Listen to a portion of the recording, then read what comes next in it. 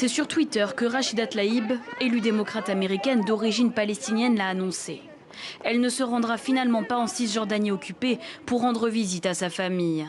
J'ai décidé que rendre visite à ma grand-mère dans ces conditions oppressives va à l'encontre de tout ce en quoi je crois.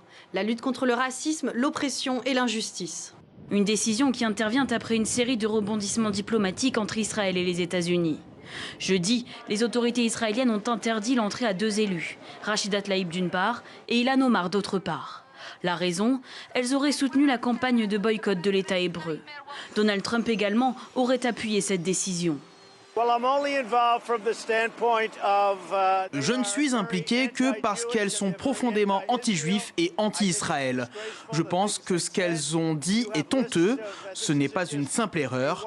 Ce qu'elles ont dit au sujet d'Israël et le peuple juif est horrible et elles sont devenues le visage du Parti démocrate. Des propos qui ont fait polémique sur fond de rivalité politique. Donald Trump a été critiqué, même par les plus fervents défenseurs de l'État hébreu aux États-Unis, pour ne pas avoir pris la défense de ses ressortissantes américaines. Le Premier ministre israélien lui-même avait expliqué les raisons de ce refus. Il n'y a aucun pays au monde qui respecte le Congrès américain et les États-Unis plus que l'État d'Israël.